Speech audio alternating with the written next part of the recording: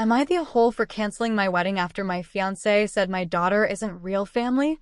Before you read my post, I am not from America. I am sorry if my writing is terrible, but I will do my best. For background context, I was married when I was 22 years old and my husband was 25. He had a daughter who was only 2 years old when we married. From the very moment she came into my life, I fell in love with her. I consider her my daughter in every single way, and the lack of a biological link never mattered to me. She is my child, period. Tragically, my husband passed away sadly when she was only 4 years old. Becoming a widow at 24 was the hardest thing I have ever faced, but looking down at my little girl gave me the strength to keep moving forward. I raised her as a single mother, protecting her and building a life for the two of us. So currently, I, 34F, have been with my fiancé Jesse, 35M, for 8 years. My daughter Bailey is now 14F. Because Jesse came into her life when she was only 6 years old, she practically grew up with him.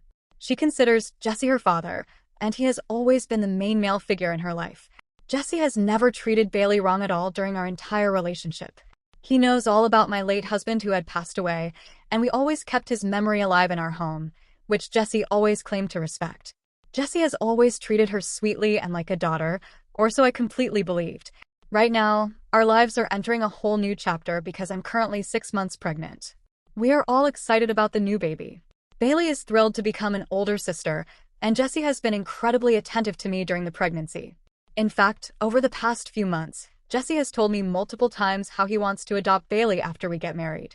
He said he wanted to surprise her with the adoption papers as a wedding gift so they could legally be father and daughter. Hearing him say that made me cry tears of joy. It felt like our little family was finally becoming whole and official. We are getting married in August. I wouldn't say we are close to being done with everything just yet, as wedding planning is always chaotic, but the major details were falling into place. To celebrate our progress and just enjoy some time together before the final wedding rush, we decided to organize a get-together. We planned a big dinner at our place, and I did invite my friends, and Jesse's friends came over too. It was a large group of the people closest to us. Because it was an all-adult dinner party meant to go late into the evening, Bailey was staying the night over at a close friend's house. So, Bailey wasn't there with us that evening. The night started out absolutely perfectly. We were all catching up, drinking wine, eating the food I spent hours preparing, and having a great night. There was just all-around happiness from everyone in the room. The atmosphere was light, filled with laughter and joking among our friend groups. This lasted until the topic of the wedding came up during dessert. That is when things went downhill so fast it made my head spin. At first, it was all good. Our friends were asking about the venue, the decorations, and then we got to talking about our honeymoon.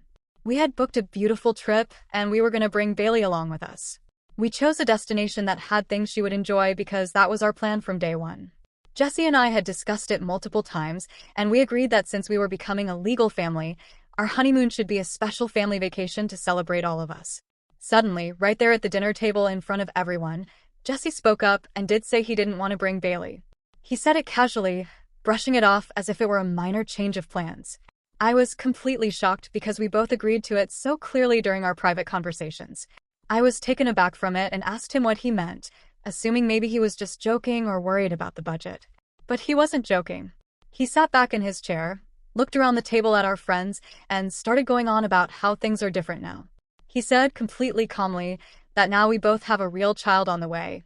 We don't have to pretend anymore to take care of my stepdaughter, who was never my real child. The entire room fell into a dead, suffocating silence. At this point, all our friends and I were very flabbergasted.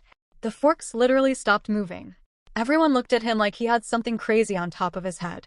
I felt the color drain completely from my face. My mind was racing, trying to understand how the man who claimed he wanted to adopt my daughter just minutes ago could refer to her as someone we were just pretending to care for. I felt a sickening knot form in my stomach as I realized his kindness toward my child for the last 8 years might have just been a massive act. Instead of reading the room and stopping, Jesse just kept going on and on. He explained to the table that now that a biological baby was coming, Bailey should stay back with my relatives or friends because she wasn't actually his responsibility, and that our real family was just starting now. He spoke about my beautiful, sweet 14-year-old girl, the girl who calls him dad, the girl whose father died when she was a toddler, as if she were a piece of old baggage he was finally allowed to drop. The grief for my late husband, the fierce protective love for my daughter, and the absolute betrayal from my fiancé all hit me at the exact same time. until I kind of freaked out in front of everyone. The anger just took over my entire body. I stood up from the table, shaking, and told him right there in front of all our friends that Bailey would always come first to me, no matter what, and that he is completely last to me now. I yelled that he had to leave the house immediately, and that I'm canceling the wedding. Jesse's face went completely pale. He realized instantly how horribly he had messed up. He tried talking to me, standing up and reaching out his hands, stammering about how I was misinterpreting his words and taking things too personally. But I was not in shape to hear him. I was crying so hard I could barely breathe, clutching my pregnant belly, feeling completely disgusted by his presence. Seeing how distressed I was, his own friends stepped in. They looked completely embarrassed and appalled by what Jesse had said. His friends did escort him out of the apartment for me, grabbing his jacket and forcing him to walk out the front door, and they left with him. The house suddenly felt incredibly empty and cold. A few of my girlfriends stayed with me that night, clearing the table, bringing me glasses of water, and sitting with me on the couch while I just sobbed until my eyes were swollen shut. I couldn't sleep a single wink. Every time I closed my eyes, I just heard him saying the words, pretend, and not a real child. Ever since that night, Jesse has been blowing up my phone so much. He has sent dozens of long paragraphs, leaving voicemails and calling constantly, wanting to work things out. He keeps claiming that he was just stressed about the financial pressure of a new baby, that the wine got to his head, and that he loves Bailey and still wants to adopt her. But the mask already fell off. I heard his true thoughts, delivered with absolute casualty to a room full of people. I honestly don't ever want to work things out with him. How can I ever trust him alone with my daughter again? How can I let a man raise my future child when he views my first child as a fake burden? Right now, everything is a massive, stressful mess. I haven't told Bailey what happened at all. She came home from her friend's house, and I just put on a fake smile, pretending everything was fine because I don't want to break her heart and make her feel rejected by the man she considers her dad. I also just lied to my family and his family about why we canceled the wedding. I just told everyone that we had some irreconcilable mutual differences and decided to call it off, without giving the specific details. I did this because I just want some quiet now, and I don't want anyone to be upset or cause a massive family war while I am 6 months pregnant and highly stressed. However, keeping the peace is becoming impossible. Some of his friends, the ones who left with him that night, did message me recently. They aren't completely excusing him, but they said that he has the right to talk about his feelings and his opinions, and that canceling an entire marriage over one bad conversation at a dinner party is too extreme. They told me I'm letting my pregnancy hormones dictate my life, and that I'm being unfair to the father of my unborn child. Their messages have got me so puzzled at this point. I am sitting here in our quiet home, looking at my daughter doing her homework, feeling like my world is completely upside down. Was I too impulsive? Did I ruin our lives over a terribly phrased opinion? Am I the a-hole? Update. I honestly did not expect my first post to get so much attention. I've spent the last few days reading comments whenever I could, and while I haven't replied much, I did read what people had to say. A lot has happened since then, and things became much worse than I thought they already were. So right to the update. I talked to Bailey much earlier after everything happened and finally told her the truth. I did not want her hearing some altered version from another person or accidentally finding out through gossip. I sat her down in the living room after dinner when it was just the two of us home. I was nervous because I knew there was no version of this conversation that would not hurt her. At first, she looked confused while I explained why the wedding was canceled. Then she slowly realized what Jesse had actually said about her. I watched her face completely fall apart. She tried so hard not to cry in front of me, but she couldn't hold it in long. Bailey has always been a very sensitive girl, even though she tries to act tougher than she is. The moment she started crying, I started crying too. We sat there hugging each other for a long time. She asked me if she did something wrong or if she had been difficult these past few years. Then she said something that absolutely shattered me. She asked if she had been a better daughter, Jessie would not have felt that way about her. Hearing that come out of her mouth made me feel sick. I reassured her immediately that none of this had anything to do with her. Bailey has never been a problem. She is kind, respectful, helpful around the house, and genuinely one of the sweetest kids I know.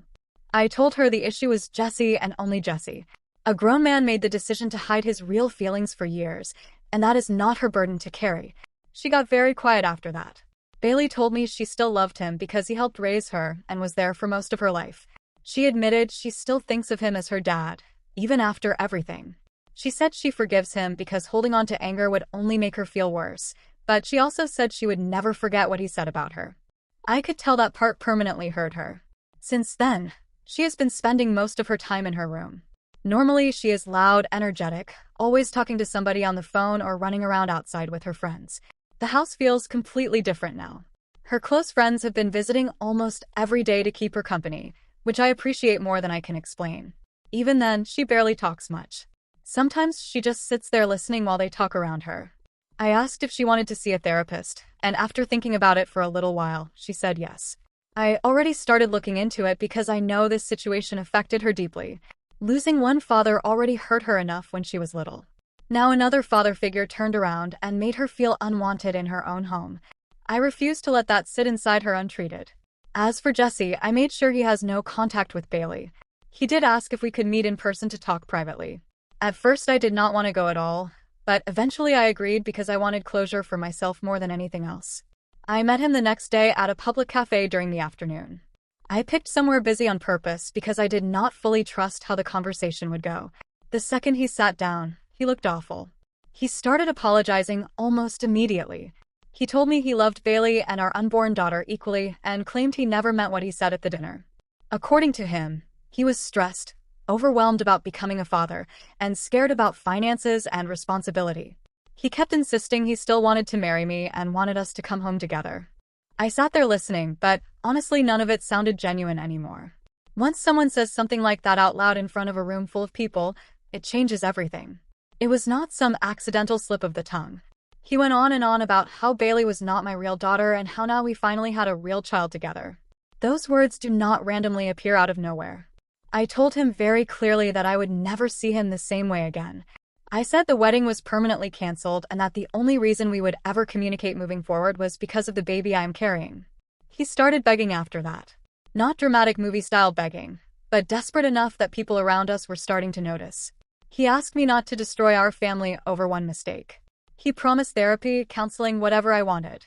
Then the conversation somehow became even worse. Out of nowhere, Jesse admitted he had been cheating on me. I genuinely thought I misheard him at first because it came so suddenly after all the apologizing. Then he told me who it was with. He had been sleeping with his best friend Carter's wife, one of the same people sitting at that dinner table. One of the same women who hugged me before, complimented my pregnancy, smiled in my face, and acted friendly toward Bailey all these years. Meanwhile, she was having an affair with my fiancé behind everyone's backs. I honestly cannot even explain the feeling properly. It was like all the air disappeared around me for a second. I remember just staring at him because my brain could not process how much damage one person managed to cause all at once. Not only did they destroy my relationship, but they destroyed another family too. Carter and his wife have 3 children together. Those kids now have to deal with the consequences of what their parents did. The more Jesse talked, the more disgusted I felt sitting there listening to him. Apparently, some of Jesse's friends already suspected something inappropriate was happening between them, which suddenly explained why a few of them defended him so aggressively after the dinner. They knew more than I did. I left shortly after he admitted everything. I blocked him on almost everything except one number for emergencies involving the baby. After I got home, I messaged Carter and told him the truth because I felt he deserved to hear it directly instead of through rumors. He took it much calmer than I expected. He admitted he already suspected his wife was cheating because she had been sneaking around and acting distant for months. Apparently, this was not even the first time she had betrayed him during their marriage. He apologized for defending Jesse after the dinner and said he felt stupid for not realizing what kind of person his best friend actually was. I told him I did not blame him for standing beside someone he had known since elementary school. Most people naturally trust their lifelong friends. We talked for a long while after that. He sounded exhausted more than angry. Since then, Carter has completely cut Jesse off.